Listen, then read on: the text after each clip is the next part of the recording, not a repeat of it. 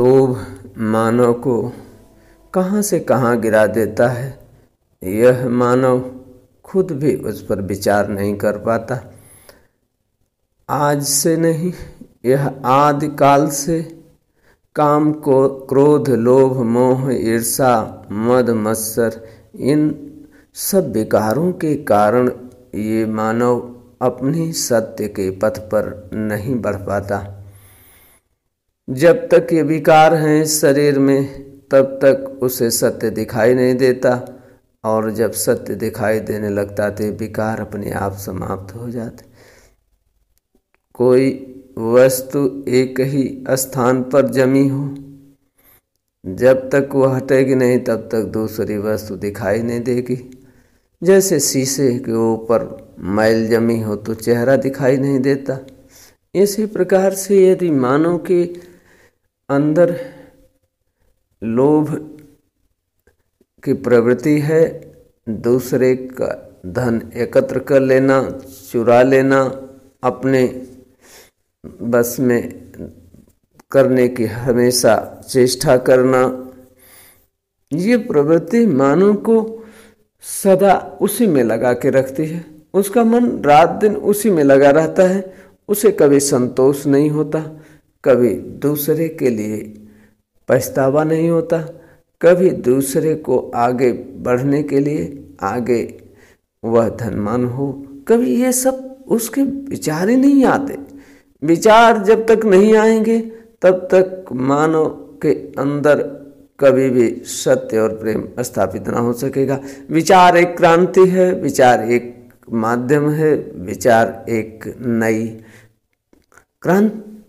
कर्म करने का एक रास्ता है, एक पथ है, एक मार्ग है। जैसे ही मानव के अंदर सत्य विचार, सत भक्ति, सत प्रेम प्रकट हो जाता है, मानव अपने पुरानी प्रवृत्तियों से छुटकारा पाने लगता है।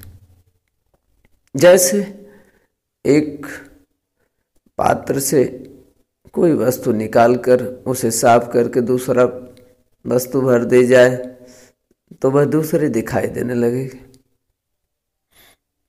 जीवन में ये एकत्र करने की जो पा जाने के लोभवत व्रत रखता है मानव, उससे निवृत्त नहीं हो पाता। वह क्या जीवन में कभी सत्य तक पहुंचा? लोभ मानव को इतने नीचे गिरा देता है कि उसे अपने नात रिश्तेदार माता पिता भाई बंधु बहन किसी पर विश्वास नहीं करने देता, किसी को आगे बढ़ने का संकल्प ही नहीं करने देता है। सबसे सबके प्रति लोभ हो जाए तो वह सबके धन को, सबके संपत्ति पर नजर रखता है।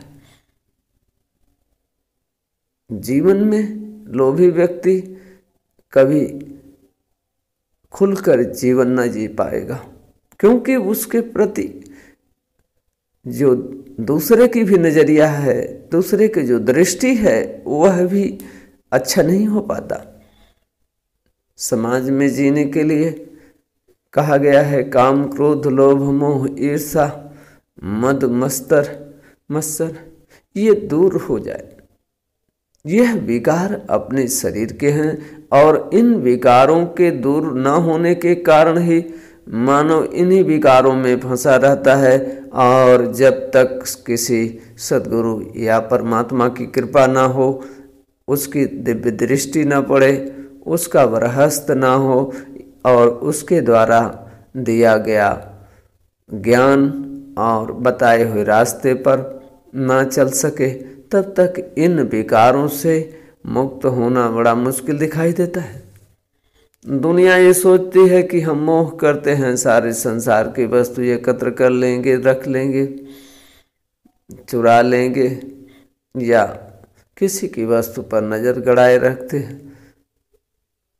ये लोभ के बहुत बड़े लोभी व्यक्ति अपनी वस्तु तो किसी को देना भी नहीं चाहता, क्योंकि उसे हर क्षण हर पल खोने का भी डर रहता है। सामान्यतः इस जीवन में जो लोग इन प्रवृत्तियों में रत हैं उनको कभी भी साक्षात ईश्वर आ जाए तो पहचानने में भटक जाएंगे, क्योंकि उनसे भी लोभ कर जाएंगे, उनसे भी कुछ चुराने कुछ पाने की इच्छा कर लेंगे। जब तक यह वृत्ति है तब तक सत्य दूर है। जगत में इन सब वृत्तियों से कैसे हम छुटकारा पाएं, इस विशेष लोभ पर संदेश जो है ये मानव का कल्याण करे और लोभी व्यक्ति को भी अपने लोभ के कारण जो विकार पैदा होता है उसे ज्ञान के द्वारा, विवेक के द्वारा, चेतना के द्वारा सुधारा जा सकता है। हर कार्य इस धरती पर सुधारा जा सकता है, हर कार्य हर क्षेत्र में किया जा सकता है। ये बहुत महत्वपूर्ण समय है, बहुत महत्वपूर्ण जीवन है जब हमें मानव शरीर मिला है और मानव शरीर में ही संभव है और मानव शरीर में ही समझ लेना चाहिए। बाकी जीव जंतु पशु पक्षी योनियों में ये समझने का और वो प्रवृत्ति भी नहीं है उनमें। ऐसा नहीं है कि कोई जानवर कभी अपने लिए कोई इकट्ठा करता है सामान, मकान तक नहीं बनाता। पशु पक्षी भी इकट्ठा ज़्यादा नहीं करते कि चलो आज धर लें, वर्ष भर भोजन करेंगे, वर्ष भर मौज करेंगे। मानो तो इतना धन के लोभ में पड़ जाता है कि एक पुस्त नहीं कई पुस्तों तक रखे रहेंगे। एक राजा हुआ, छोटी सी कहानी बताएं, शायद कितना बड़ा लोभी था। तो वह लोभ भी एक मोह का ही दूसरा स्वरूप हो जाता है कि जिन जिन वस्तुओं से मोह हो जाए वह लोभ के अंतर्गत ही आ जाता है। समझने का फेर है। राजा को ये सूझा कि हमारे पास इतना सोना संपत्ति हो जाए कि हम चारों तरफ देखें सब सोना सोना ही दिखाई दे और सबकी संपत्ति हमारे ही पास हो। वह प्रार्थना करने लगा परमात्मा से कि प्रभु मुझे ऐसा वर मिले, ऐसा आशीर्वाद मिले कि मैं जो भी छू दूँ, जो भी स्पर्श कर दूँ वह सोना हो जाए। भगवान ने दर्शन दिया और एवं मस्त कहा कि देख लो कितना शांति मिल जाती है धन में, संपदा में। राजा बड़ा खुशी हुआ और जंगल से घर की तरफ चल दिया। घर जैसे पहुंचा, जैसे ही घर के आसपास वृक्ष, पौधे, घोड़े, हाथी और जितने भी राज दरबार में व्यवस्था थी सबको स्पर्श करता गया, सब सोना होते चले गए। मकान भी, महल भी सोने की हो गई। सारे संसाधन जो थे, सारी व्यवस्था थी, वह सब सोने की हो गई। राजा बहुत खुश होता गया कि अब क्या कमी है, अब तो सब सोना ही सोना दिखाई देगा। इतना बढ़ गया उसका लोभ कि उससे अब हर चीज में सोना ही दिखाई दे।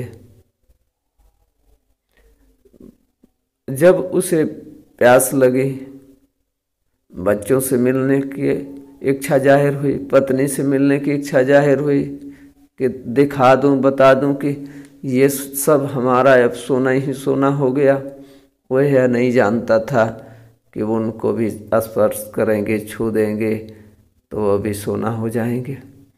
भोजन को भी स्पर्श करेंगे, जैसे भोजन करने की प्रवृत्ति होगी, इच्छा होगी, वो भी सोना हो जाएगा। कोई सोना खा सकता है? सोने की भस्म बनती है दवा के लिए, ये बात अलग है कि थोड़ा सा सोना यदि हमारे शरीर पर स्पर्श करता है और कुछ भस्म के रूप में हमारे शरीर में जाता है तो हमारे शरीर के और रोगों को और अनेक प्रकार की शक्ति उत्पन्न करने का सामर्थ्य